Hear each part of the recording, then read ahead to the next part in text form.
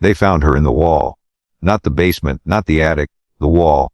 Inside the east-facing bedroom, between the old lath and crumbling plaster, behind floral wallpaper that hadn't been changed since the 70s.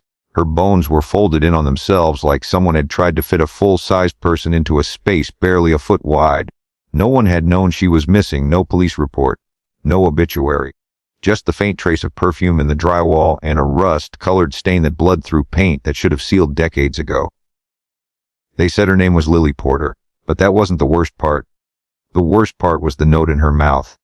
Folded, handwritten in ink so dark it had sunk through the yellow paper. It said, she wouldn't stop ringing the bell. I didn't believe the story the first time I heard it. Thought it was small-town folklore. The kind that spreads after a few too many drinks in a bar with more neon than customers. But then I saw the house. Knox online listed cheap like all the worst ones are. Porter House. Historic estate with unique features. Sold as is. It took 3 months before I found the courage to drive out to Grindle Hollow. 4.5 hours from the city, then another 40 minutes down a dirt road with no name. Trees so thick the sun forgot how to reach through them. When I arrived, it was raining. Not heavily. Just a soft, persistent drizzle that seemed to come from the ground up instead of the sky, like the earth was weeping through its pores. The house looked exactly like the photos. 2 stories, Second Empire style, with a central tower that jutted upward like a bone that never healed right. Shingles missing, shutters hanging on by rusted hinges, and the front door, the original, by the look of it, swollen with age and split down the center like something had tried to claw its way out from the other side. I didn't knock. There was no one to knock for. The key had come in the mail after the wire transfer cleared. No legal documents, no contact number, just a brass key and a single line in courier font. You are the blood. The house remembers. Inside, it smelled like old smoke and forgotten things. Not rot exactly, but something worse. The scent of paper that had been burned but never set aflame. Dust floated in the air like dead skin. The floorboards sighed beneath my weight. Every shadow had a shape, and every shape looked like someone I hadn't thought about in years. I told myself I'd only stay the weekend. The first night, I found the bell. It wasn't in the chapel ruins like the local stories claimed. It wasn't buried in the graveyard or hidden in the walls. It was in the hallway closet, wrapped in quilt that looked older than anything I'd ever seen. It was small, about the size of a teacup, cast iron, with strange engravings around the rim. Not letters exactly, more like scratches made with intention. When I touched it, it was warm. I didn't ring it. I should have left then. That night, I dreamed I was standing in the forest, barefoot, cold. Something moved behind the trees. I couldn't see it, but I could feel it. Slow, deliberate watching. I heard footsteps, but not from the thing. From behind me. I turned, and there was a woman. Thin, sunken eyes, her mouth stitched shut with black thread. She pointed toward the house. When I looked, the windows were bleeding light. I woke at 3:16 a.m. The clock had no batteries. By the 3rd day, the walls started whispering. It wasn't loud, more like a draft through rotted wood, but it had cadence, rhythm, words almost. I pressed my ear to the plaster and heard my name. Not once. Not repeated. Just once, clearly. My full name, in a voice I hadn't heard since I was 12. My mother's voice. She'd been dead 17 years. I told myself it was stress. The isolation, the creaking of old bones in older wood. But then I found the second room. It wasn't on the blueprint. Hell, the hallway it was in wasn't supposed to exist. But one morning I turned the corner to the west wing and found a door. White brass knob, no frame. When I opened it, I found a child's bedroom. Toys covered in dust. A crib with one side collapsed. Wallpaper covered in handprints, tiny ones, all in dark red. There was a journal on the floor. It was dated October 12, 1973. The entry read, "He rang the bell again today. I told him not to. Mama says the bell feeds the dark. But he said he wanted to see the girl in the wall. She talks to him at night. She says her name is Lily." I closed the journal. When I looked back up, the handprints on the wall had multiplied. By week 2, I started bleeding from my ears. It wasn't constant. Just in the mornings, I'd wake with a metallic taste in my throat and feel the sticky warmth trickling down my neck. The doctor in town said there was no sign of infection. Asked me if I'd been under stress. I laughed. He didn't. I kept hearing the bell. Never loud. Always just before sleep. A soft metallic chime like wind through hollow bone. I never touched it again. I don't know who did, but it rang every night. And then came the girl. She was maybe 10, Pale skin, dark eyes, her face hollow in a way no child should be. She never spoke, just stood at the end of the hallway watching. Her mouth would open slow, wide, wider than it should, but no sound came out. The first time I saw her, I thought she was a hallucination, sleep deprivation, grief manifest. But then I found the dead moths under the bed, hundreds of them. Their wings had symbols etched into them, tiny carvings, runes, each one unique. I started burning sage, salted the windows. No, it worked. The girl came closer, every night. By the third week, she was at my door, and she started to speak. I asked her what she wanted. She didn't answer at first, just stared, eyes black as oil. Her skin looked too thin, like parchment stretched over sticks. When she finally spoke, her voice was soft, dry, not like a child's at all. It sounded like wind blowing through a hole in the earth. She said, "You were supposed to die in the crib. I didn't sleep that night. I sat in the kitchen with every light on, every curtain drawn. The bulb above the sink flickered with a pulse that didn't match the power grid. A steady, mocking rhythm, like a heartbeat waiting to stop. I drank coffee I didn't want. Ate food that tasted like nothing. Every second felt like I was sitting at the edge of a bottomless pit, daring it to blink first. At 3:16 a.m., the bell rang again, but this time I wasn't alone. Someone was standing at the foot of the staircase, a tall figure cloaked in black with a long face hidden beneath a veil of moths, not hanging on fabric, alive, fluttering, pulsing like muscle. I couldn't see its hands. It made no sound. It didn't move. I closed my eyes. When I opened them, it was gone. But something was left behind, a single feather, scorched black, still smoldering. I found another journal the next morning. This one belonged to Clara Porter, my great-aunt, the one who went missing in 1962. She'd been institutionalized before she disappeared, but no one knew why. The journal made it clear. I saw her again today. Lily. She crawls backward through the hallway like a spider. Her eyes are gone now. She says the bell must ring 3 times, or the blood will be devoured. Further down, Hez watching through the cracks. He feeds on the silence. I can't scream anymore. Every time I try, the wall's close. That entry was dated the day before she vanished. I checked the hospital records. No discharge, no release. Just a blank space where her file should have been. It was like she'd been erased. That's when I started hearing my name inside the mirror. Not when I looked into it. Only when I turned my back. A soft whisper, always from the farthest corner of the room. Like someone standing just behind me, lips to the glass. The mirror in the upstairs bathroom cracked on its own the night after. Not shattered, cracked. A single jagged line right down the middle. It looked like a split vein. Something moved inside it. I left the house for a day, drove back into town, booked a motel room. I didn't bring anything with me. I didn't sleep. I just sat and stared at the TV, muted, flickering between dead channels. Every time I blinked, I saw her face. Not Lily's, my mother's. She died when I was 19. A stroke, sudden and cruel. But in those flashes, she wasn't dead. She was standing in the forest behind the house, wearing her nightgown, barefoot, mouthing something I couldn't hear. When I leaned closer to the screen, her mouth widened, and I realized she wasn't mouthing anything. She was screaming. I drove back to the house that night. I didn't want to. But I knew something was waiting.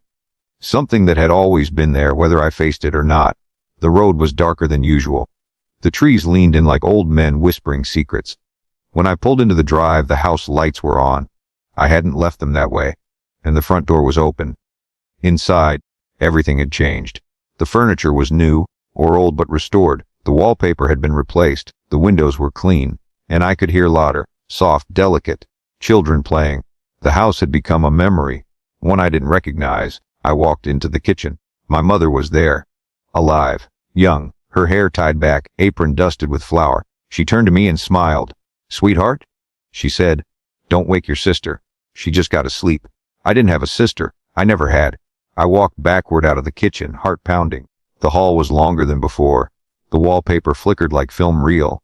At the far end, I saw a door I hadn't noticed.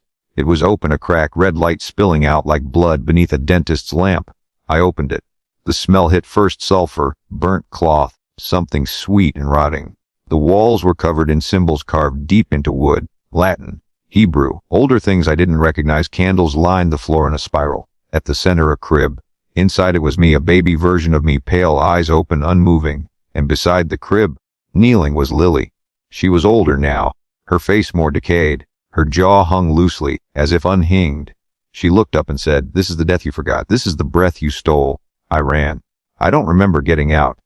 I only remember waking in the backyard, covered in dirt, arms scratched raw. My fingernails were broken, packed with mud, like I'd been digging. There was a hole beside me, freshly dug, the size of a grave. Inside it was the bell, and next to it, a note: D. Ring it once to see. Ring it twice to speak. Ring it 3 times to open. I haven't touched it, but I hear it every night now. Sometimes I hear other things too. A second voice. One that mimics mine. It whispers my thoughts a second before I think them. Sometimes I'll catch it laughing at something I haven't said yet. Sometimes I think it's me. Sometimes I think I'm not the one who left the house that night. Sometimes I think I never left at all. The mirrors in the motel won't reflect me anymore. I tried recording myself sleeping. The footage shows someone standing over me for 6 hours, unmoving, breathing in reverse. When I try to pause the tape, it skips past the figure. Every time. I'm writing this now because I don't know what else to do. I found a letter this morning in the room. Same handwriting as the note from the grave. It says, "The house is coming. The blood remembers. The bell will ring again. If you find this, if you hear the ringing, don't answer. She knows your name now too." I started counting. The bell rings. Every night, without fail, it rings once at 30:16 a.m., then again at 30:17. The third ring comes at 3:17, but only when I forget to listen. When I try to stay awake and catch it, it never comes. But when I drift off, even for a second, it rings. Every time I ask myself if it's possible to dream while you're still awake. Sometimes I hear breathing behind the walls, not like creaking pipes or wind pretending to be breath. No, this is warm, wet, labored, a chest struggling to rise against the weight of old lath and plaster. Once I heard it cough, a ragged, phlegmy sound, followed by a child's giggle. I couldn't tell if it came from inside the wall or inside me. I boarded up the east-facing room where they found Lily. I thought sealing it would help. That maybe would give her peace, or give me some distance. But the wood began to rot within a day. I watched it happen. One morning it was solid oak. By nightfall, black mold spread like bruises under skin. The next morning something had scratched through from the inside. Not all the way through, just deep enough to spell 3 letters. Whoa, I tried to leave again. Packed the car, didn't even shut the front door. But as soon as I reached the edge of the hollow, my vision blurred. The trees melted into each other, the road stretched backward, and my car radio started playing a static, drenched version of my mother's lullaby. A song I hadn't heard since she died, one she made up. No recording of it ever existed. I turned around and drove back. I knew I was supposed to. The girl, Lily, was waiting on the porch. Her head tilted, one eye milky. She opened her mouth and dozens of muths poured out. They filled the space between us like ash. She walked backward into the house, never turning, never blinking. I followed her. What else could I do? That night I dreamed of a man, not someone I know. A stranger, naked, covered in what looked like handwritten prayers, tattooed in a circular pattern down his spine. He walked into the forest behind the house, bleeding from his mouth. In the dream, I followed him, deeper and deeper, until the trees gave way to stone. A circle of standing stones older than time. At the center, the bell. The moment I stepped into the circle, I felt something crawl into my throat. It was small, soft, alive. It didn't hurt. It just stayed there, breathing with me. I woke up coughing black feathers. I didn't sleep again for days. I started seeing people in the windows. Not ghosts, not reflections. People. They stare in from outside, no matter where I go in the house, no matter the time of day. Their clothes don't match. Some wear suits from the 1920s. Others wear robes or nightgowns or burlap sacks soaked in something dark. But their faces, they all have the same face. My face. One day I opened the front door. No one was there. But the world outside was wrong. The trees were too still. The sun didn't move. The shadows stayed in place like decals on glass. I stepped onto the porch, and the air felt like breathing through silk. Heavy, sweet, wrong. The sky turned black without fading, and I heard her, Lily, laughing. But not from inside the house. From behind me. I turned, and there was the forest, where the yard had been, where the driveway should have stretched. And hanging from the trees, hundreds of tiny bells, all swaying in perfect silence. She whispered, "Every ring is a death you escaped. Every silence is one you didn't." I screamed. I don't remember getting back inside. I don't remember sleeping. But I woke up covered in soot. The fireplace had been cold for weeks. But ashes were scattered around me in a perfect circle. Inside the ashes, symbols. Runes. One drawn in what I pray was only wax. At the center, the bell. This time I rang it, just once, and I heard them all. The voices of the ones who died here. The porters, the children, Clara. People who were never documented, never buried. They screamed through me like wind through a flute. I felt every single one, like hot wire through bone. It didn't last long. Maybe an hour. But afterward I saw her, not Lily. The mother. She has no eyes, only hands where her face should be, pale fingers stretching endlessly, pulling open invisible seams in the air. Behind her teeth. Not in a mouth. Not attached, just there. Spinning. Clicking, biting without sound. She pointed at me and whispered, "You rang it wrong." I fell to the ground. Blood from my nose. A ringing in my ears, the bell laughing. The forest came inside that night. I mean that literally. Roots burst through the floorboards. Moss spread across the walls. Fungus grew from the light fixtures. And hanging from the living room ceiling a noose braided from human hair. I didn't look up. The girl was in the hallway again. Only this time she looked like me. My eyes. My jaw. My childhood scars. But her voice was still hers. "You're the echo. I'm the voice."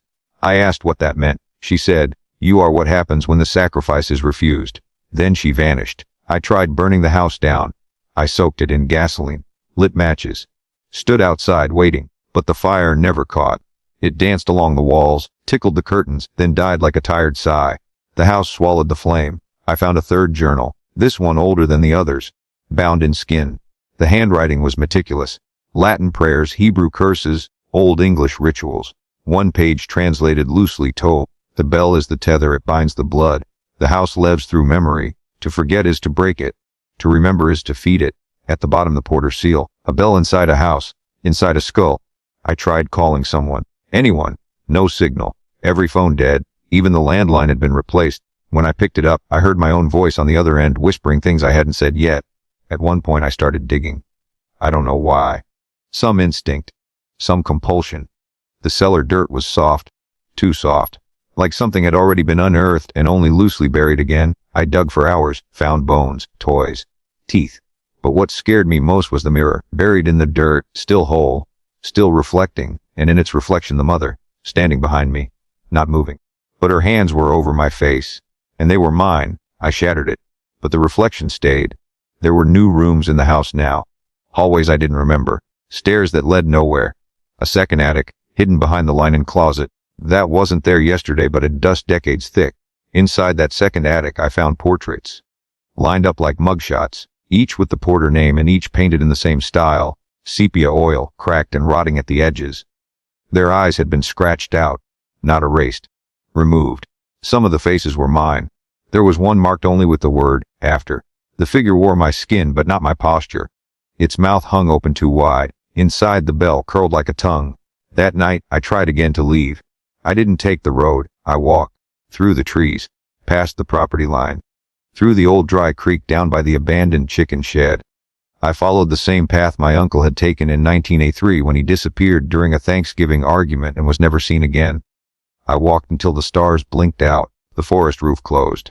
I walked until I no longer felt like I was on ground at all. Then I saw her again. My mother. But not young this time, not alive. She was rotting, seated on a wooden chair in the middle of the path, eyes open but clouded, flies crawling in and out of her mouth like she was exhaling them. She said, "The bell is hungry." I turned, I ran, and I ended up on the front porch of the house again, just like before. Only now there was another me, standing at the threshold, looking in, wearing my clothes, scratches on the arm I didn't remember making. That version of me turned and smiled. But the teeth weren't mine. I screamed until my throat tore. In the kitchen all the clocks had stopped at 30:18. I smashed them. Each one rang like a bell as it cracked. Not metal. Bone. I started writing on the walls. Not because I wanted to, but because my hands moved without asking. I wrote prayers I didn't know. Names I've never heard. Symbols that smelled of smoke and dried milk. I tore up the floorboards. Found feathers beneath them. Hundreds. Thousands. All black. All moving. The bathtub filled on its own. Not with water, milk, and something darker beneath it. I reached in once, felt a hand smalled, wet. It gripped my wrist and pulled me until my face hit the surface. I didn't see myself in the reflection. I saw Lily. Smiling, holding a bell. "You're late," she whispered, and then let go. The phone rang the next night. It hadn't worked in weeks. I answered. A child's voice. "Do you want to try again?" I said nothing. They asked again. "Do you want to try again?" I asked who they were. They said, "I'm the version that died." The line went dead. I don't know how long I've been here now. The days don't move. I haven't eaten. I haven't slept. I only remember the dreams. The man with no spine who walks backward through the corn. The woman made of candles who sings without a tongue. The boy made of salt who points at the sun and calls it mother. And always the bell. The bell. The bell. I think it's inside me now. My teeth ring when I lie. My nails peel when I forget. There's blood under my fingernails I can't wash out, even with bleach, even with fire. I found a note in the wall behind the kitchen stove. It was addressed to me, not someone like me. It used my full name. My handwriting, it said, "You failed the first trial. You remembered. They don't like that. You'll have to forget again. Start over. Bury it deeper." I think I understand now. The house isn't haunted. The house is memory. And memory is rot. And I am the root. The journal pages are bleeding now. Literally. I can't open them without staining my hands. The ink runs. The words change. Sometimes I see my father's handwriting, or the name of the neighbor girl who vanished in 1959. She wasn't a porter, but she played with them once. Then never came home. Her bones were found under the stairs. They never made the papers. They whispered her name into the bell, and now she sings in the walls. Softly, sweetly. Always the same song. The house was full, the house was fed. The bell has rung, now eat the dead. I recorded it once. Played it back. Only silence. But in the silence of breathing. My own layered. Slightly out of sync. One version sighing just before the other. I burned the tape. It came back under my pillow the next morning. I don't think I'm alone in this body anymore. My skin doesn't etch. It pulses. Like something is crawling beneath. I see eyes in the seams of my elbows. Teeth behind my knees. When I cry, I taste copper and milk. I no longer blink. The mirrors don't blink either.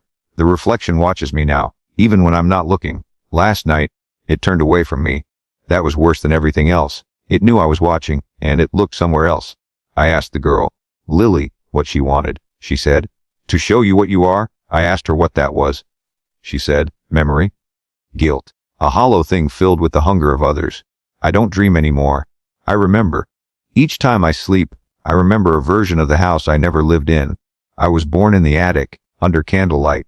I was named by the bell. I was buried and pulled out again. I remember being fed milk from a bowl carved from bone.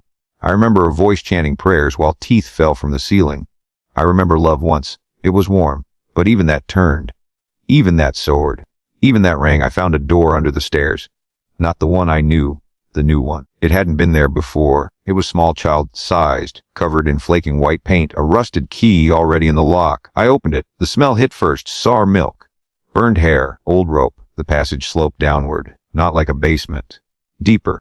Earth walls damp with breath. I swear I heard it breathing. Something with lungs the size of the whole house. I crawled. The further I went, the colder it got, but not like winter. Like time stopped. My nails scraped symbols into the dirt. Not on purpose. They just bled that way. I don't know how long I was down there. Could have been minutes. Could have been years. Eventually I found the chamber. Circular. Stone walls pressed tight with teeth. Hundreds of them. Thousands. Set into the mortar like trophies. At the center, the bell. This one was larger. Taller than me. Black iron, chained to the ceiling with ropes, made from braided human hair. Beneath it a cradle. Inside the cradle, a skeleton no larger than a rabbit, its mouth wide open, full of feathers. The moment I stepped into the room, the bell moved. Just a twitch, like it was breathing. The hair ropes creaked. The teeth rattled. A single tone hummed in my chest, not my ears, not the air. Inside me, my ribs vine curled. Then a voice behind me, "Welcome home, Peter." I turned. It was my father, but not like I remembered him. Younger, dressed in priest robes, his eyes hollow, mouth stitched shut with wire. He held out his hand, and in it a candle made of skin. He placed it in my palm, nodded once, then dissolved into moths. They didn't fly. They fell. I couldn't move for a long time. Not until the bell rang again. When it did, my hands bled. The candle burned without fire, and I remembered. Not a dream. A moment. I was 7, hiding under the kitchen table while my mother wept into the sink. The sound of a match. My father whispering. The cellar door creaking open. And the bell, one soft tone so faint I thought I'd imagined it. I hadn't. Was real. He rang it. That was the first time. And I was the offering. I don't know how I survived. But something else was taken instead. I think it was Lily. I think she was never real. Just the shape of what they took. When I came back up from that chamber, the house had changed again. Time had reversed. It was the 1970s. The wallpaper was gold. My Aunt Clara sat at the kitchen table, her wrists already bandaged. She looked at me like I was something she buried. "You're early," she said. "It's not supposed to be you this time." I asked what she meant. She held up a Polaroid. It was me, smiling, holding the bell. "You rang it before you were born," she whispered. "That's why it's broken." She stabbed herself in the neck with a fork. I didn't move. She bled honey. The walls groaned. I left the kitchen and stepped into the hallway, but it was no longer inside.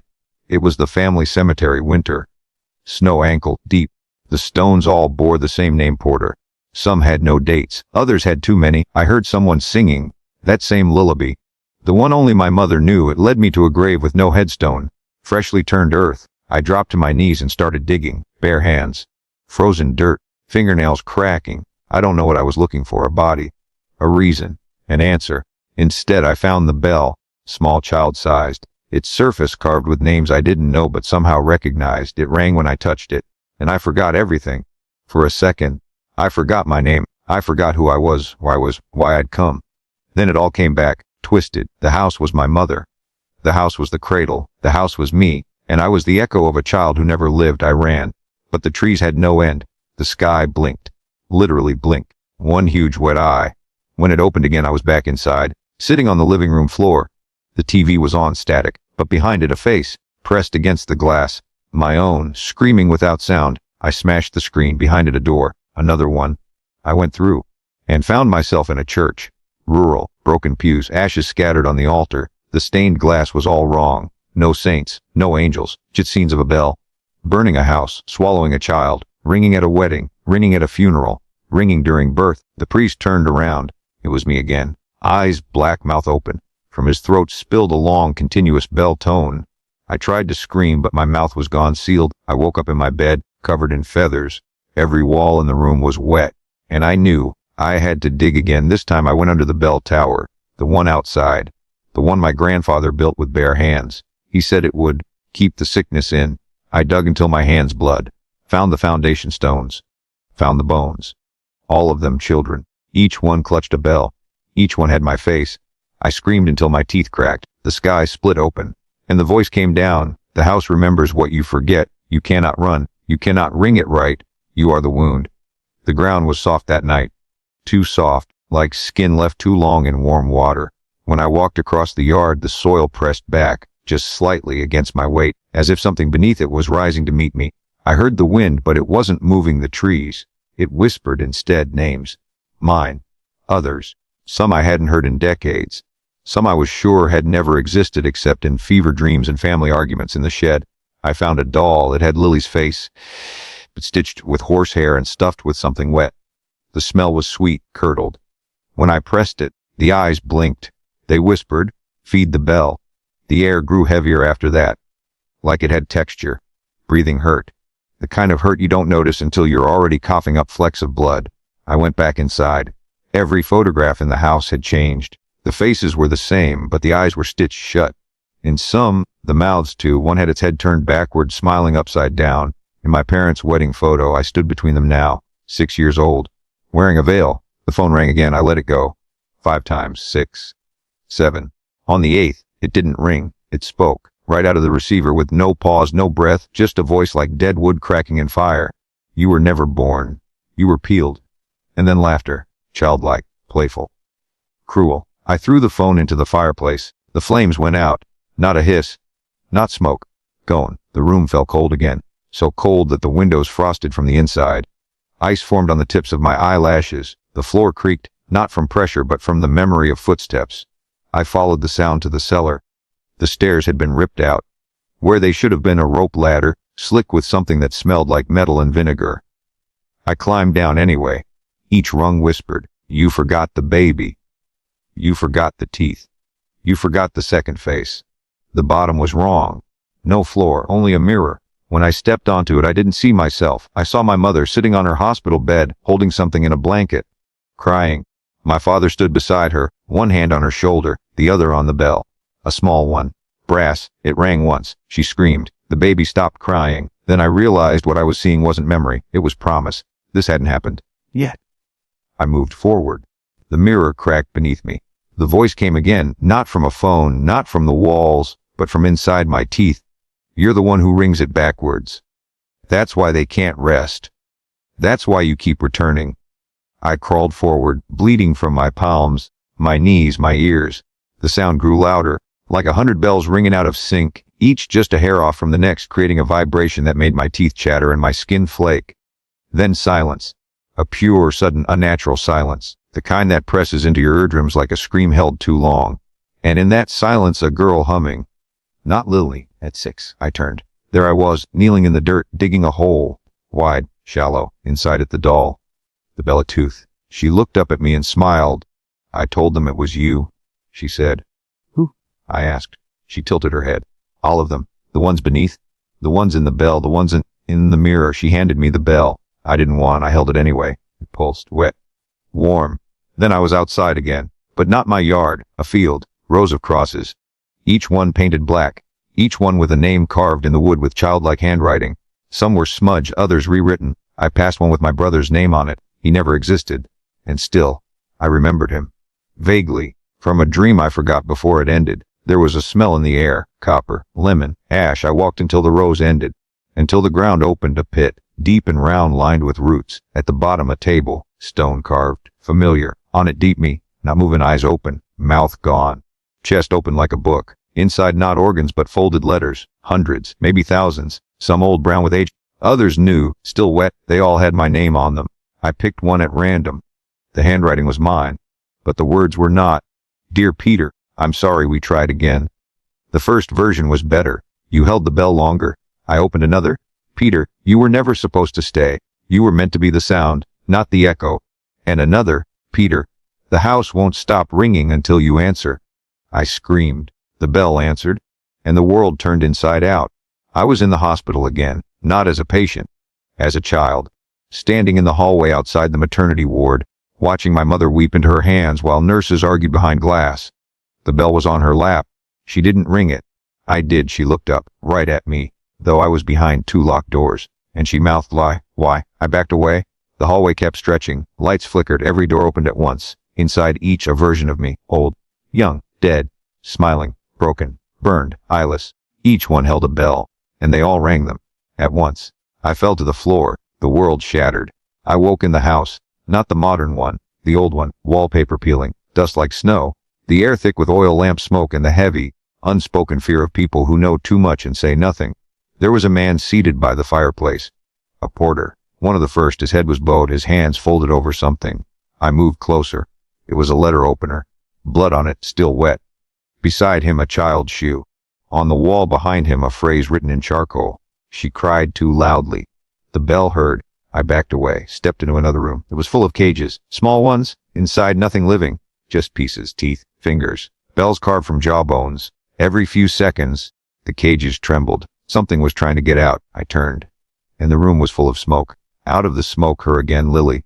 But older now. 20, maybe 25. Pale. Hollow. She opened her mouth. Inside the bell. And she whispered, "You've forgotten the most important thing." Who rang it the first time? I tried to speak, but my tongue wouldn't move. It was bound by something soft and fibrous, thread maybe, or roots. Every time I tried to cry out, I tasted soil. The taste of old burials. Of forgotten ceremonies whispered in basements where no child should stand. Lily stepped closer. She no longer looked alive. Not fully. Her skin was too translucent, her fingernails blackened. The smell around her was wax and wet cloth left in the sun too long. She pressed her forehead to mine and whispered into my jaw, because my ear was gone. "You were born after the ringing, but you remember before. That's why you hurt so loudly." She pressed something into my hand. I looked down. A finger bone, carved with my name. I didn't ask how she'd gotten it. I didn't need to. I already knew it had once belonged to me. That version of me, the one they burned and buried, then stitched back together under a different name. A name they never spoke aloud. Lie. I hadn't thought about it in years. It was carved into the church bell behind the old barn. The one we weren't allowed to ring. The one Grandpa called the false tong. It hadn't made a sound since 1961. But I remembered standing beneath it as a child, the metal warm against my palms, the faint humming in the air like a breath held too long. That night I returned to it. I didn't walk. I floated, not like flying. Like being dragged backwards through water. The stars above were wrong. Too many. Too close. Blinking in slow, alien rhythms that made my vision blur at the edges. When I reached the bell, I saw what I hadn't noticed before. It wasn't hanging from a tower. It was buried, only the top visible, jutting from the ground like the tip of a tongue trying to speak through soil. I dug again, always digging. The earth came away too easily. Underneath was not the full bell. It was a face, my face, mouth wide open. And inside the mouth another bell, smaller. This one had teeth. They clacked together softly as if chewing something invisible. When I reached toward it, my hand disappeared, not physically. But I forgot it. Forgot my fingers, my skin. I looked down and couldn't remember what hands were supposed to look like. A voice buzzed in my spine. The more you remember, the less you are.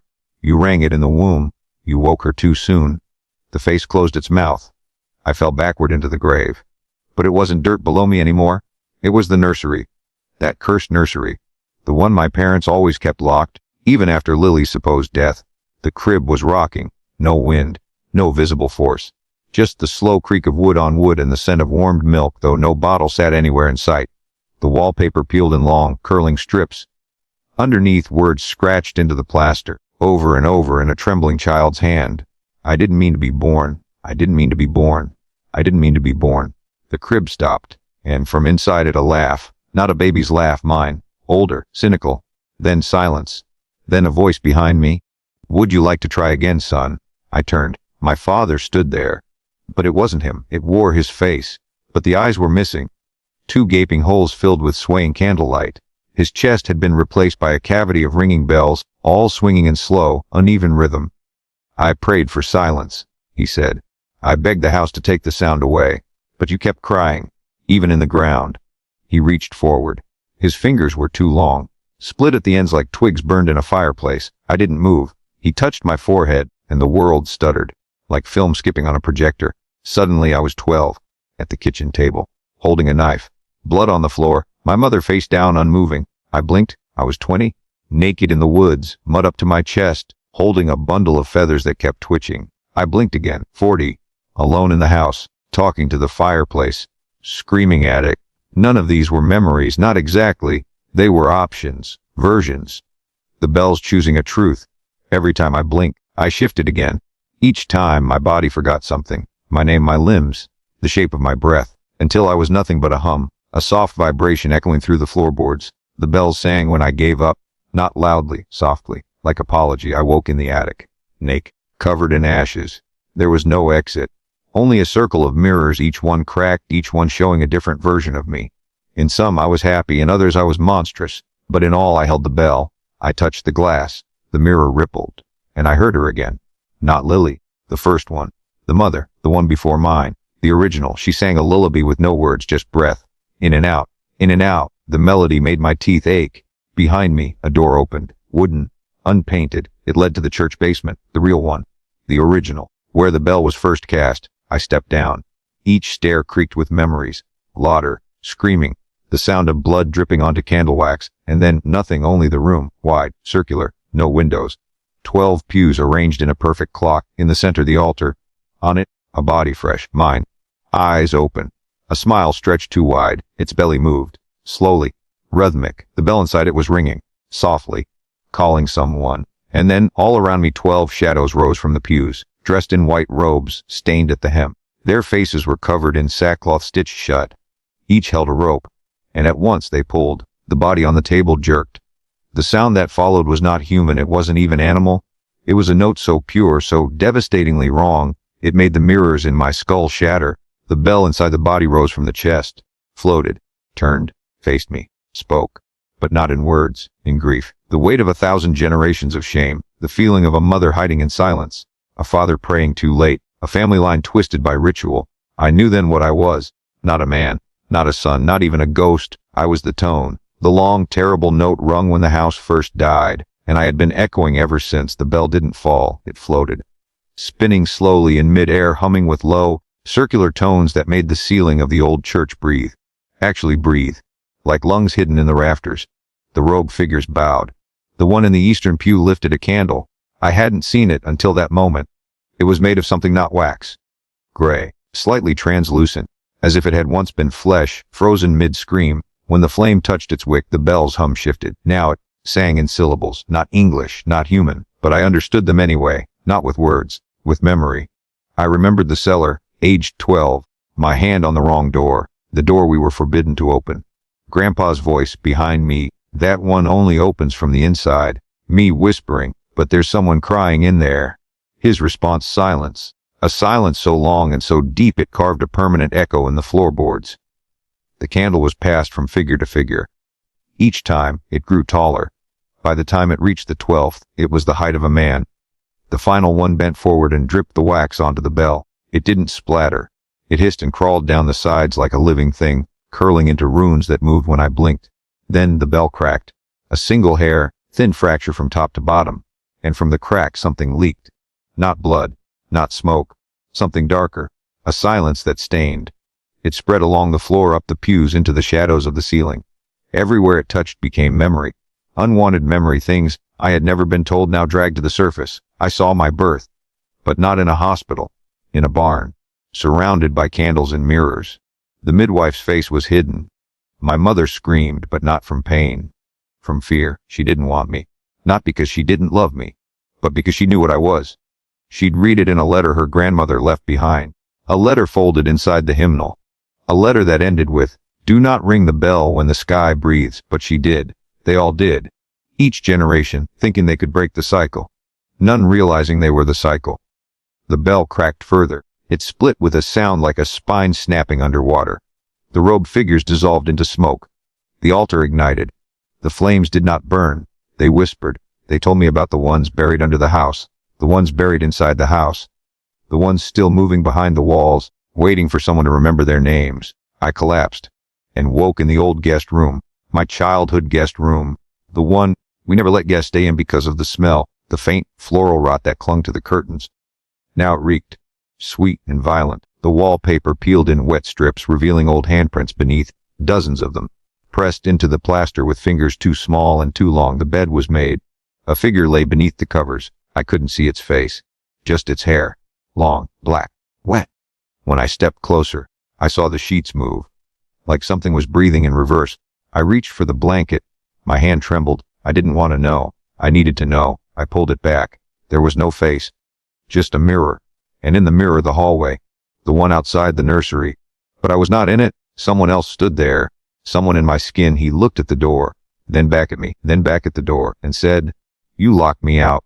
Then he smiled. His teeth were bells. The mirror shattered. I screamed. And I was back in the field. The crosses were burning. No fire. Just light, like the sun bleeding through stained glass. Each name melted, except one. Mine, carved deeper now, with a second name added beneath Eli. The wrong one. And suddenly I remembered everything. Why the bell called to me. Why Lily was never born. Why my mother buried her journals behind the chimney and never spoke about her own mother again. Why no one in this family could sleep through the night without waking with a scream pressed into their palms. It wasn't a curse. It was a function. We were all echoes. Not people. Reverberations of a sound so ancient it could no longer be heard, only felt. Each generation the bell rang again. It called us back, to repeat, to rewind. And each time we tried to forget, but forgetting is a bell too. A quiet one. The sky above cracked open. Not clouds. Not light. A mouth, massive. Toothless. It spoke in reverse thunder, and the words crawled into my skin. Only those who were never born can ring the silence again. And you've rung too long. I fell to my knees. The grass beneath me was paper, old letters, scattered across the field, overlapping, moving like fish in a stream. I picked one up. It bled in my hands. I opened it. Peter, stop digging. The more you unearth, the more you become the soil. Another, we tried fire. We tried sleep. You always come back. Another, to whom it may concern, if you're reading this, the bell has already chosen you. Pray for a voice loud enough to drown it. The letters rose, spinning in the air, forming a cyclone around me. Then the sky mouth exhaled, and everything went dark. I was back in the house, modern day, living room, midnight, everything in place, nothing wrong, except the mirror. It was covered now, in symbols, drawn in wax, and I didn't remember doing it, but the brush was in my hand, the bell was in my pocket. It rang once, loud, piercing, and far away. Beneath the floorboards, something answered. The answering sound wasn't an echo. It wasn't even human. It was a pressure. A dense thud of presence that pressed into my spine and radiated down through my teeth like static soaked in regret. I couldn't move, couldn't blink, couldn't scream. Only listen, there was breathing behind the walls, not the wind, not pipes, not some creaking trick of an old house settling into its bones, breathing, measured, heavy, shuddering like lungs not meant for air. Then nails, dragging slow across the underside of the floorboards, carving a pattern I couldn't see but could feel, a shape being drawn in my stomach, backwards over and over. I stumbled to the fireplace. It was cold, dead, still filled with the ash from last winter, but the suit wasn't black, it was red. Not blood, but something more ancient, older than language. When I touched it, it turned to dust and climbed up my arm in tiny fingerprints. Lily's voice again behind me. You were the first they let live. She stood barefoot on the hearth, eyes wide open now, too wide. No whites, just pupil endless and bottomless. They had to see if it would pass down. What? I croaked. If silence could be inherited. I backed away, but the room tilted. Not like a dream. Like a sinkhole had opened beneath one corner of the house, and the whole structure was leaning into it. The couch slid backward. The mirror cracked. A lamp burst without light, and the walls whispered like they were made of mouths stitched shut. Lily's feet didn't move, but she was closer now, nose to nose. Her breath smelled like the inside of an envelope soaked in milk. They let Mother go, she whispered, but not the part of her that sang. Then she opened her mouth, and I saw it. Not a tongue, not a throat. Another bell, smaller, porcelain, with a crack running straight through it like a healed wound. It rang once, and I remembered being 6, hiding under the stairs during a thunderstorm. Dad was yelling upstairs. The lights had gone out. The house felt too big, too dark, and under the stairs, just above my head, I heard the bell ring once. But there was no bell in the house. Not then. Not yet. That was the first time I saw the faces behind the wallpaper. They didn't move. Just looked. Hundreds of them. Thin and gray and pressed into the plaster like fossils, eyes open, mouth stitched, each one mine, each one older. Now here in the living room the wallpaper peeled on its own. One long strip, and underneath a door, child-sized, half hidden in the wall where the family portrait used to hang. I hadn't seen that picture in years, but I remembered it now. I was 5. Lily was just a baby. Dad held her too tightly. Mom looked at something off camera. No one smiled. I touched the door. Cold? Not wood. Not metal. Bone. I turned the handle. It didn't open. Instead, the room shifted, like I'd turned a key in the house itself. And the floorboards pulled apart beneath me like lungs exhaling their last breath. I fell. Not far. Just enough to land in the dark. No sound. No scent. Just dark. Thick and velvet. Then slowly sound returned. Dripping. Chains. The rhythmic tick of an old watch. And something being chewed. I reached out and felt dirt, felt candle wax, felt teeth. Dozens of them scattered like stones across the floor. Some still warm. Some vibrating with memory. I stood. The dark opened slightly. Just enough to show the basement. But it wasn't the one I remembered. Not concrete and cluttered. This was older. Deeper. Stone walls, slick with moss and painted in patterns I couldn't trace. A single light bulb swung from the ceiling, flickering with each of my thoughts. And in the center, the cradle, not the crib. The cradle. The one Grandma Porter had refused to throw out even after Lily died. The one she said belonged to the house. It rocked now. Slow. Wood groaning. Something swaddled inside, not moving, but breathing. I stepped closer. Each step, the cradle whispered, words stitched together from family arguments, old recipes, warnings in lullabies. Stir counterclockwise, always, always.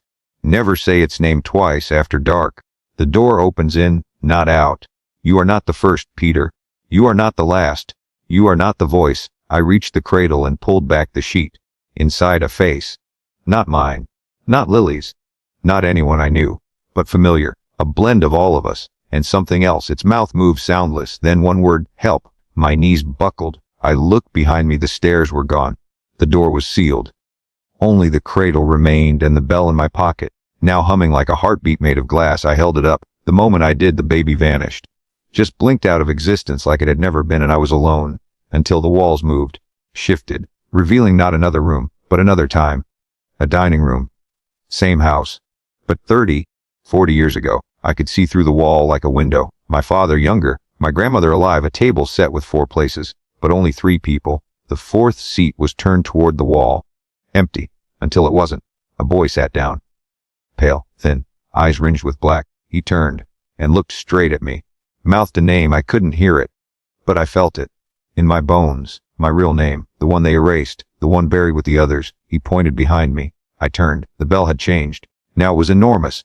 Tall as the house. Fused into the foundation, and behind it, a door. A real one. Wood. Painted. My childhood bedroom door. I opened it. Inside every version of me I had ever been. Sleeping. Each in a bed too small. Each surrounded by mirrors facing inward. I walked between them, careful not to make a sound. They all breathed the same rhythm. They all whispered the same word, weck, but none opened their eyes. Until one did, me 30, alone, mouth full of ash, eyes gone, and he screamed. The mirrors shattered. The bell split again, and somewhere above, the house groaned like it was alive and dying all at once.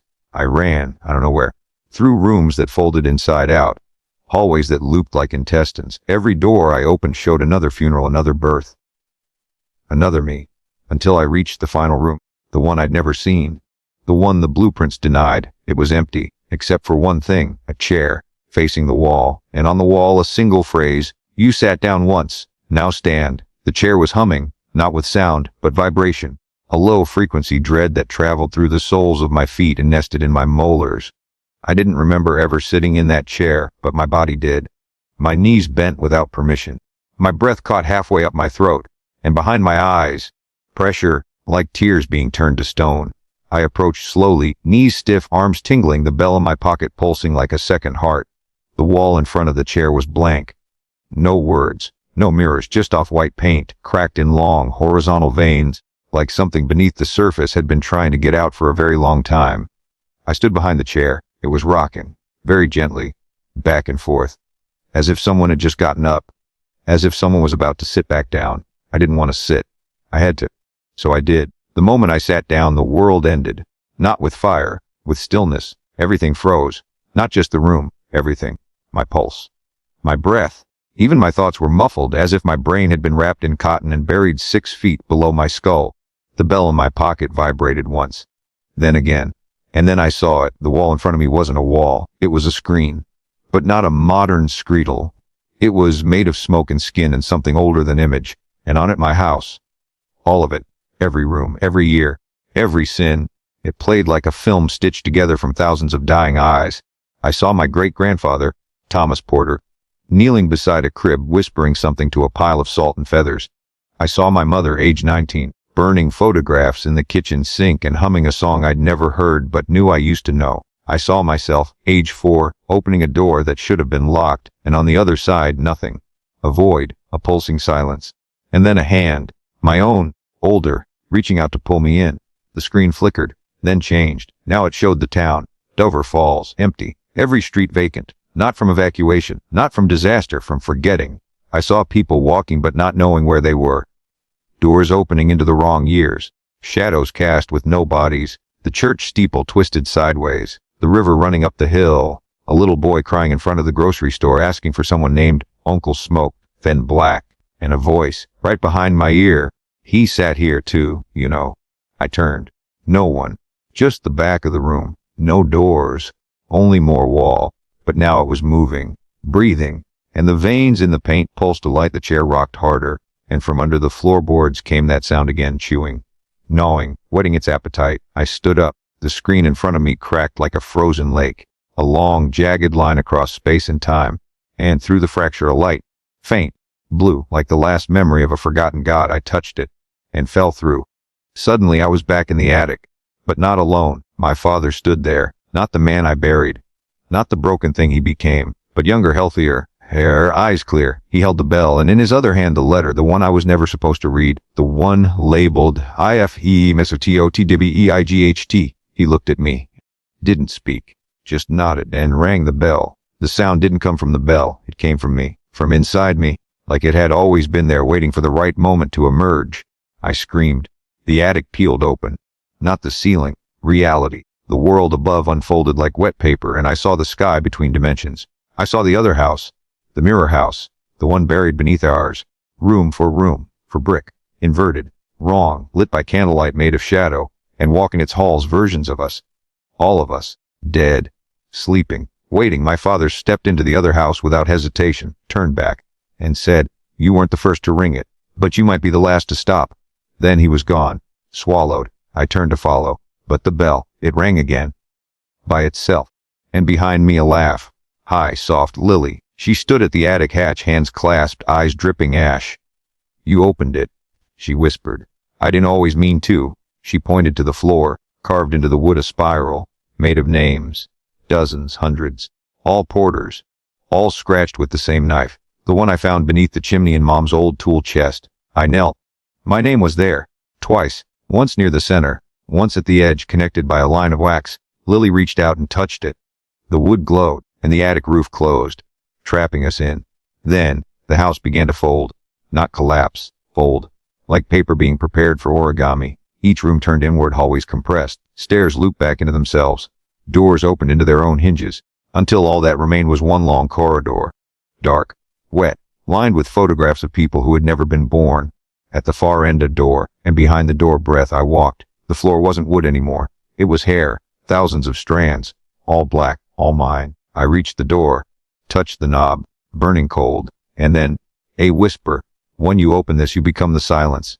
When you open this, you are no longer born. When you open this, you wake them. I turned the knob, and stepped through. Not into a room. Not into another house. But into a field of graves. Each one open. Empty except for one. My name, carved, fresh, and below it a mirror. I looked in, saw myself, but not me, not now. Mage 17. The day before Lily drowned, still smiling, still whole, still pretending not to know. Then the bell rang for the final time, and the mirror shattered, and the ground opened.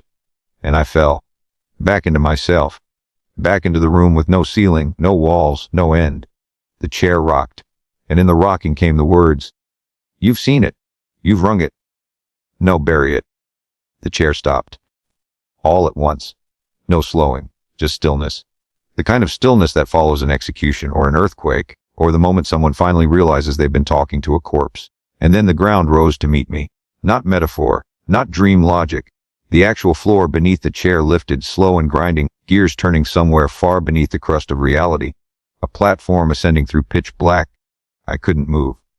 Couldn't breathe. The bell inside my pocket had turned to dust, but I could still hear its tone. Distant now, filtered like it was being rung inside my skull underwater. Up, until the darkness began to change. A gradient, from black to deeper black, then to navy, then to rotten blue, and finally, a room, no windows, no lights, just pale phosphorescence leaking from the walls like sweat. The floor hissed as the chair settled into the room. Was not empty, there were 12 of them. Chairs, each facing inward, each occupied, and each figure, silent, unmoving, had a bell hung around their neck, except mine. Mine was broken. I stood. They did not. Some were rotted, some were skeletal, one was headless, but all were familiar. Family. The ones we never talked about, the ones with closed caskets, the ones who'd moved away, the ones whose names were erased from photographs. I saw Great Uncle Paul. He'd vanished in 72 before I was born. No one would talk about him except Grandma Porter when she was drunk. And even then, only in murmured curses, saying things like, rang it backwards. And the silence got his eyes first. I saw Aunt Carol. She died during childbirth. Only she looked older here, much older. And the child, no baby, a man, sitting beside her, with his face buried in his own hands. They didn't move, but they watched.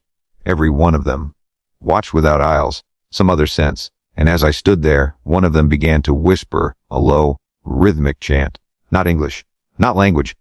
A sound built from breath and loss. The others joined in, one by one. A circle of breathless, fleshless voices rising in tandem like smoke spiraling from a burned cradle. And in the center of them, another chair, this one empty, not old, not rotted, new. Polished wood, red leather cushions, clean. Waiting. I didn't want to sit, but my feet moved. And the moment I sat, the room sank. Down again, fast, and the chanting became wailing, and the bells rang themselves, a melody of descent, of undoing, of something deeper than death that remembered being human. Then, a stop, but not hard, not jarring, just ceased, like the room never existed, and I was standing now, in a hallway, old, unfamiliar, lit only by lanterns mounted on long iron hooks. The walls were stone, moist, painted with sigils I recognized from Grandma Porter's attic Bible, the one bound in deer skin and hidden beneath the floorboards. I turned behind me. The hallway collapsed, swallowed by darkness, no way back, only forward, so I walked. The sound of my steps echoed wrong, too slow, as if someone else was walking just slightly behind me, mimicking the delay. I didn't turn around. Not yet, not until I passed the first mirror. Cracked, tall, hung from a rusted chain, and it, my reflection. But older, blind, covered in ash. It opened its mouth and screamed. No sound. But I heard it anyway, inside my chest. My teeth throbbed, my ears blood, and the second mirror came fast, this time me as a child, holding Lily's hand. But she wasn't Lily. She was something using her face. And her hand wasn't holding mine. It was inside it. Like a root system, like a parasite, feeding. Third mirror. Me in the chair, not the one upstairs, the one in the field. The one carved from tree bone and wrapped in linen. A crown of branches on my head. Mouth soon shut. Eyes wide open, weeping. Behind me the bell, towering cracked. And then, no more mirrors. Only doors, all locked, except one, the last one, bare wood, carved with a single phrase. I opened it. Found a room empty, almost, a table, a candle, and a photo album. I picked it up. It was mine, my childhood. But not just pictures, moments. The feel of Lily's hair in my fingers when we played church in the basement. The sound of my father crying in the garage when he thought we were asleep. The smell of bleach after Grandma died, each page heavier than the last, each memory more rotten. Until the final page, a letter, in my handwriting, address sealed with blood and wax, and a thumbprint that wasn't mine. I opened it. Inside a single line. You were always going to come back. Suddenly a sound. Behind me. The room filling with breath. Hot, wet, too close. I turned. Nothing. But the candle was gone, and so was the table. And the walls. And now I stood in the field again. The field of graves. But they were filled now. All of them. And each headstone bore my name. Each one a different year, a different way I died. Peter Porter, age 6, found in the well. Peter Porter, age 12, bled out in the chapel. Peter Porter, age 28, rang the bell. The graves stretched forever. Each one a path I never took. Each one a truth I had buried. And in the center of the field, a tree. The tree from the backyard, the one Dad chopped down when we were kids. It wasn't gone. It was older now. Taller, its bark carved with faces. Hundreds. All of them mine. All of them awake. They sang, not loud, not melodic. A funeral hum built from regret and recognition. I stepped toward the trunk, touched it, it opened. A hollow space, a room, and inside it Lily. Not a child, not a ghost, something in between. She stood barefoot on the wood, eyes white, mouth full of dirt, in her hands the knife. The one Grandma used to keep in her Bible. She held it out, offered it. Didn't speak, just waited. I took it, and the moment I did, the field disappeared. The tree fell. The sky bent in half, and everything turned to static. The static wasn't sound. It was texture. A grainy density in the air, like walking through salt, through snow, through voices that never formed full thoughts. Every breath came with a cost. Each step pressed me deeper into something that wasn't space or time or memory, but the sediment of everything we'd tried to forget. I opened my mouth and tasted winter. Not cold. Absence. Lily was gone again. The tree hollow had closed behind me. The knife still sat heavy in my palm, warm and humming faintly, like it was alive, or more accurately, like it was remembering being used. I walked no ground, no sky, just pressure, until something broke through the static. A smell. Wood smoke. Oregano. Wet concrete. Our kitchen.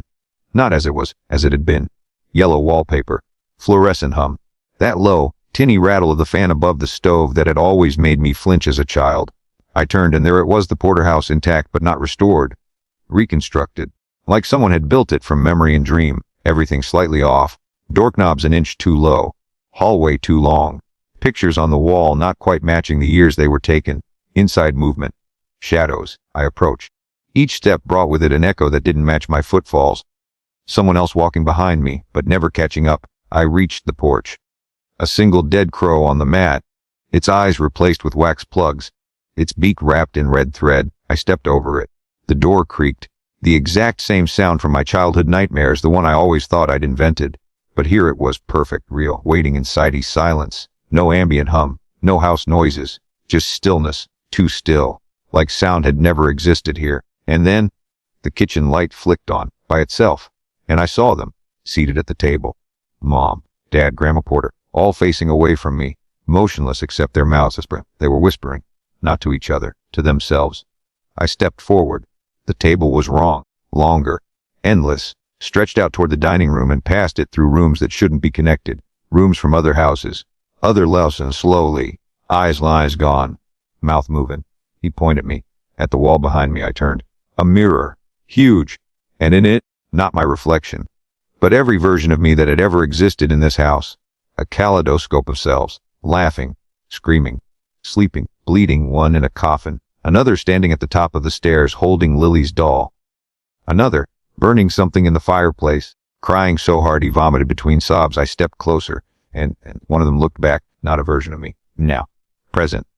He raised the knife. I stepped back, the mirror shattered from within, and through it spilled light, not warm, not divine, surgical, cold, unforgiving, and from the shards rose the final shape. Not a monster, not a ghost. A room, identical to the one above the church where we were never allowed as kids, the forbidden attic, where great Aunt Miriam had lost her mind in '58, where the dog refused to enter, where the pastor once whispered to my father, "That door doesn't lead to storage." The final place, the true place. I stepped in. There was no roof, just boards floating in a spiral, suspended above a vast chasm filled with bells. Thousands, ringing, spinning, all carved with names. And at the center a book, enormous, bound in hair and bone, open, waiting. I stepped toward it. Each board a memory, each board a secret. Whispers rose from the depths, voices I knew. Lily, my father, myself, saying the same thing over and over, louder and louder. Not all sins are done to others. I reached the book. The pages were blank, but as I touched them, they filled with me, my handwriting, my choices, all of it, documented, judged, final, and one last page remained, untouched, but not blank. It had a question, written in blood: will you break the bell, or become it? I held the knife. It pulsed, alive. I remembered Grandma's words, the ones she'd whispered the night before she died, when the house was quiet and the storm knocked the power out. If he rings it, he must choose silence or echo. Silence ends it, echo spreads it. I looked down, at the knife, at the book, at the vast pit of names below, and I raised the blade, and I raised the blade, and I drove it into the book, not with rage, not with fear, but knowing. The page screamed, not with sound, but with memory. My lungs filled with something that wasn't air. The chasm below opened wider, impossibly so, stretching far beyond the limits of my own comprehension. Each bell below cracked, one by one, as if the name carved into each was being erased from history, including mine. I felt it immediately. A hollowing, a soft unthreading from the world. My body remained, knees buckling, breath ragged, fingers trembling. But something else was being pulled away, unwoven from bone and breath and thought. I looked down. My hands were losing definition, not fading, unraveling, not gone, unmade, and the book closed, its cover sealed by the blade which had melted into the spine like wax into a lock. The chasm grew quiet. The bells silenced, and in that silence I heard a single breath. Lily, behind me, a child again, barefoot, eyes wide. She walked forward, unafraid, and placed her hand in mine. She looked up at me, not with forgiveness, not with sadness, but something deeper. Recognition. I remember now. She whispered. The door wasn't locked. You just never opened it. Her face flickered, older, younger, then older again until time lost its grip, and then nothing. No field, no house, no sky. Just darkness, not empty. Not cruel, just still, a waiting that felt complete. I don't know how long I stayed there, maybe years, maybe none, but when I opened my eyes again I was home. The real home, not perfect, not restored, cracked tile, yellow walls, dust still on the corners of the windowsills, but sunlight through the glass, real sunlight, warm. I walked through like it might shatter, no voices, no bells, no ghosts, just stillness, and then the doorbell rang. I opened it. Lily, not dead, not aged, just her, alive. Holding a box, inside a letter, from me, but one I never wrote. I opened it, said only, you chose silence. So did we. Rest now. And as she walked past me to the house, humming that song she used to hum on the swings, I realized the echoes were gone. No more rooms shifting. No more names erased. No more fear. The Porter family curse was not broken. It was fulfilled. And that was enough. For now. The bells will wait. They always do. But for this breath, for this moment, the house is still. And so am I.